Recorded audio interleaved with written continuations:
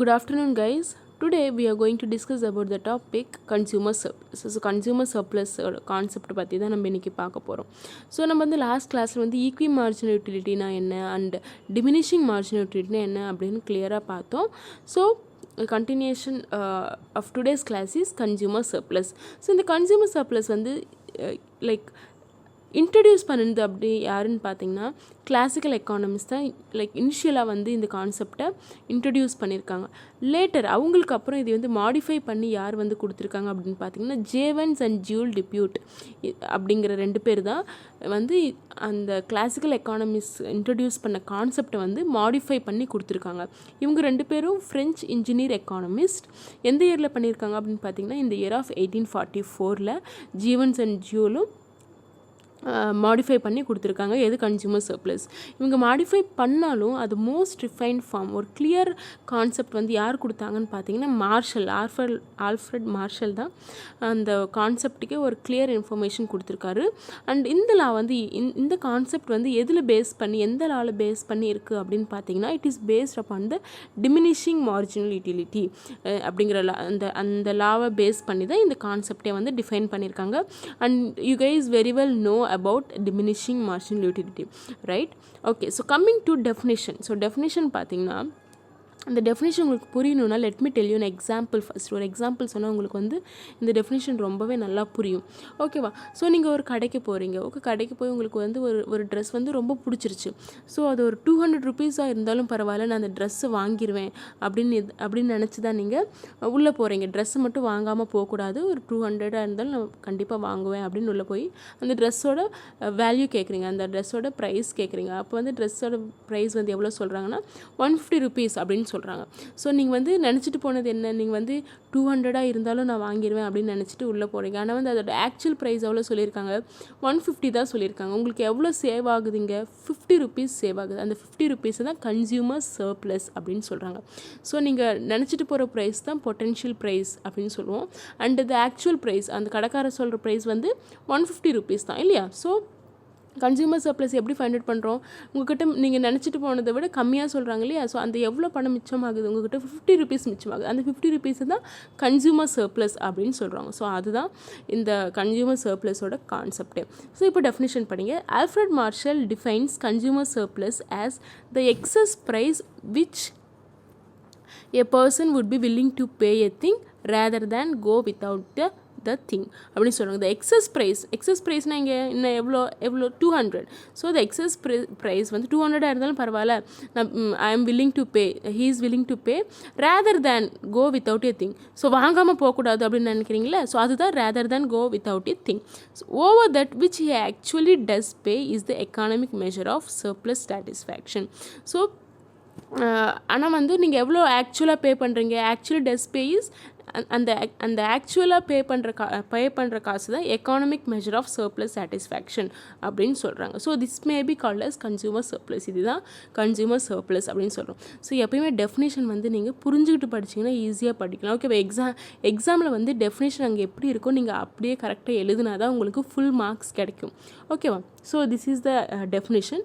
And coming to assumptions பார்த்தீங்கன்னா Marshall assumed that utility can be measured. So நீங்கள் வந்து அந்த லாஸ்ட் 2 லாஸில் படித்த மாதிரி தான் இங்கேயும் யூட்டிலிட்டி வந்து மெஷர் பண்ண முடியும் அப்படிங்கிற ஒரு அசம்ஷனை வந்து பண்ணியிருக்காரு யார், Marshall. And coming to the second one, marginal utilities of money of the consumer remain constant. Again this is also same concept which you studied in the last 2 laws. And coming to the third one, there is no substitutes for the commodity in question. So நம்ம வந்து commodity வந்து substitute பண்ணிக்க முடியாது. நீங்கள் வந்து அந்த ட்ரெஸ்ஸை பார்த்துட்டு உங்களுக்கு பிடிச்சிருச்சு, ஸோ அது மட்டும்தான் உங்களால் வாங்க முடியும். அதை தவிர உங்களால் வேறு எதுவும் வாங்க முடியாது. ஸோ சப்ஸ்டியூஷன் கிடையாது கமோடிட்டிக்கு. And coming to the fourth one, the taste, income, character of the consumer change ஆகாது அப்படின்னு சொல்கிறாங்க. And fifth one is utility of one commodity does not depend upon the other commodity அப்படின்னு சொல்கிறாங்க. So ஒரு கமோடிட்டிலேருந்து நீங்கள் வந்து யூஸ் பண்ணுற விதம் வந்து அது எதில் டிபெண்ட் ஆகாது, அதர் கமோடிட்டியில் வந்து டிபெண்ட் ஆகாது அப்படின்னு சொல்கிறாங்க. ஸோ இதை நான் எக்ஸ்பிளேஷன் ஆல்ரெடி சொன்ன மாதிரி தான் இங்கே வந்து இவங்க வந்து என்ன எடுத்திருக்காங்க அப்படின்னு பார்த்தீங்கன்னா ஒரு like the same explanation which I have given you given you. Okay, so the coming to the definition, formula for consumer surplus. Formula என்ன அப்படின்னு பார்த்தீங்கன்னா, நான் ஆல்ரெடி சொன்ன மாதிரி தான், what a person is willing to pay minus what he actually pays. ஒரு person வந்து என்ன ஆக்சுவலாக பே பண்ணணும்னு நினச்சிட்டு உள்ள வரான், 200 தான் பே பண்ணணும்னு நினச்சிட்டு வரான், மைனஸ் எவ்வளோ ஆக்சுவலாக பே பண்ணுறான், 150 தான் சொல்கிறாரு. ஸோ 150 மட்டும்தான் பே பண்ணுறாங்க. ஸோ அது ரெண்டும் மைனஸ் பண்ணால் நமக்கு வந்து என்ன வரும், கன்சூமர் சர்ப்ளஸ் வந்து கிடைக்கும். ஸோ அதை வந்து எப்படி இன்னொரு டெஃபினேஷன் எப்படி எழுதலான்னு பார்த்தீங்கன்னா, consumer surplus is equals to potential price minus actual price. Okay, so coming to consumer surplus வந்து ஒரு மேத்தமெட்டிக்கல் ஃபார்மில் எப்படி டினோட் பண்ணுறாங்க, total utility minus price into quantity.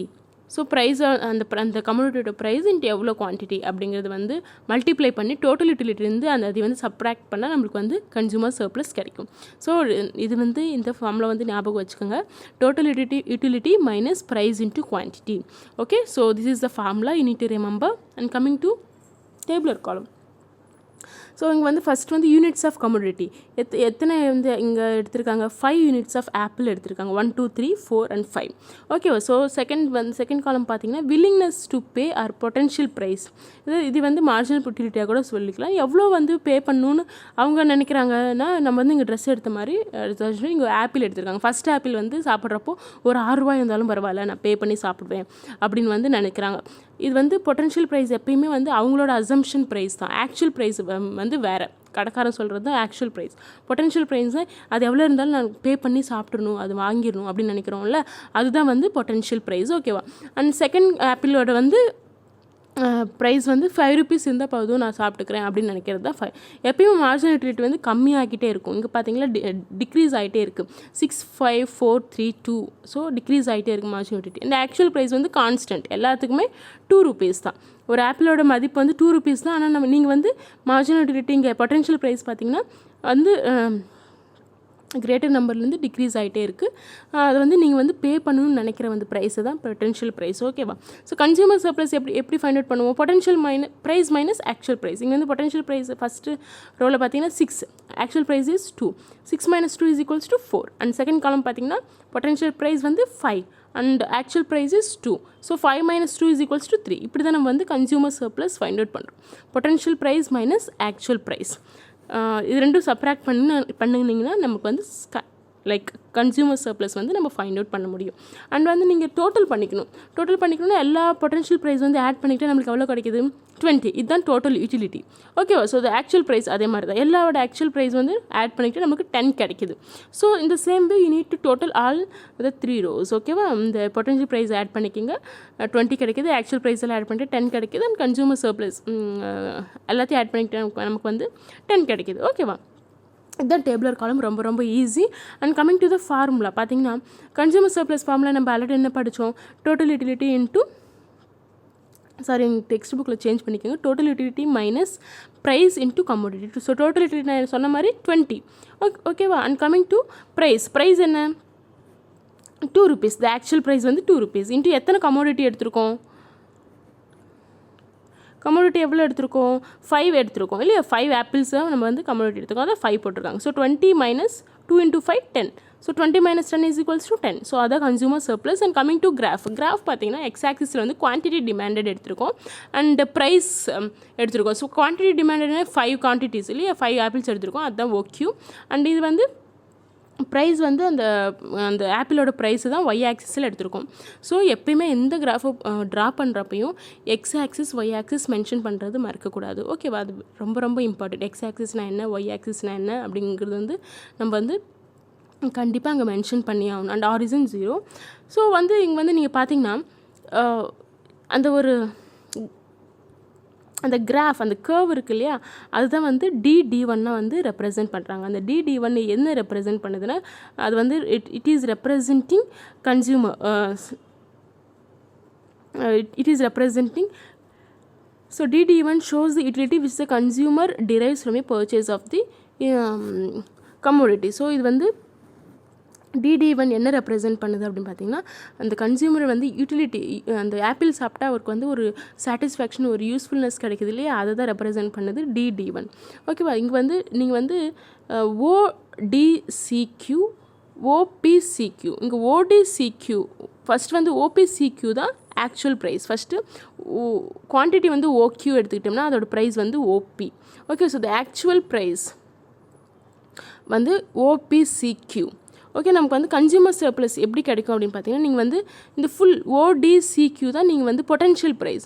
Potential நீங்கள் வந்து பே பண்ணணும்னு நினைக்கிறது தான் ODCQ minus actual price OPCQ. Okay, so இது ரெண்டும் சப்ராக்ட் பண்ணிங்கன்னா நமக்கு வந்து அந்த ஷேடட் ஏரியா கிடைக்கும் பிடிசி. அதுதான் கன்சியூமர் சர்ப்ளஸ். நான் இன்னொரு வாட்டி சொல்கிறேன். பொட்டன்ஷியல் ப்ரைஸ் தான் வந்து நீங்கள் வந்து பே பண்ணணும்னு நினைக்கிறோம். நீங்கள் வந்து 5 ஆப்பிள்ஸ்க்கு வந்து நீங்கள் பே பண்ணணும் அப்படின்னு நினைக்கிறது தான் ஓடிசிக்யூ. ஓகேவா? அப்புறம் வந்து ஓபிசிக்யூ வந்து ஆக்சுவலாக அந்த பொருளோட மதிப்பு தான் ஓபிசிக்யூ. ஸோ இந்த ஃபுல் ஓடிசிக்யூலேருந்து நீங்கள் பே பண்ண ஓபிசிக்யூ வந்து மைனஸ் பண்ணிங்கன்னா, அந்த ஏரியாவை மைனஸ் பண்ணிங்கன்னா உங்களுக்கு அந்த ஷேடட் ஏரியா கிடைக்கும். அந்த ஷேடட் ஏரியா தான் consumer surplus PDC. Okay, so this is about diagram. And coming to criticism, utility cannot be measured. இது டிஸ்அட்வான்டேஜஸ் ஆஃப் திஸ் லா என்னென்னா, அப்புறம் அதே தான் யூட்டிலிட்டி வந்து இங்கே வந்து மெஜர் பண்ணியிருக்காங்க. ஆனால் யூட்டிலிட்டி வந்து எப்பயுமே மெஜர் பண்ண முடியாது. அது ஒரு disadvantage. And coming to the second one, marginal utility of money does not remain constant. மணியோட மார்ஜினல் யூட்டிலிட்டி வந்து கான்ஸ்டண்ட்டாக இருக்காது, ஆனால் இங்கே கான்ஸ்டண்ட்டாக இருக்கும் அப்படின்னு அசம்ஷன் பண்ணியிருக்காங்க. And coming to third one, potential price is internal, it might be known to consumer himself.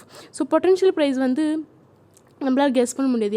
யார் எவ்வளோ பே பண்ணுவாங்க, எவ்வளோ பே பண்ணுறதுக்கு ரெடியாக இருக்காங்க அப்படிங்கிறது வந்து அது ஒரு இண்டிவிஜுவலோட டிபெண்ட் ஆகிருக்கு. நம்ம போய் அவங்களை போய் அஸ்யூம் பண்ண முடியாது அவர் இவ்வளோ பே பண்ண போகிறாரு அப்படிங்கிறது. ஸோ அது ஒரு டிஸ்அட்வான்டேஜ் இந்த லாக்கு. ஓகேவா? So this is about consumer surplus.